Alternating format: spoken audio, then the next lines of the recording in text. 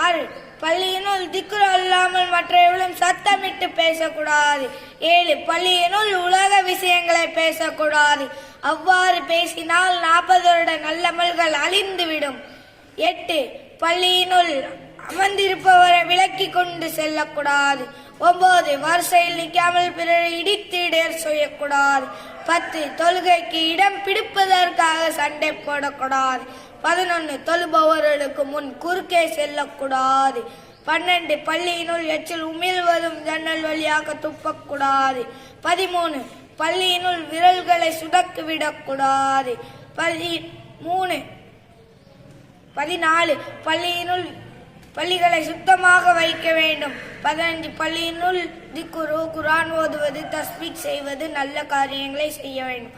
அஸ்ஸலாமு அலைக்கும் வரஹ்மத்துல்லாஹி தஆலா பரகாத்துஹு.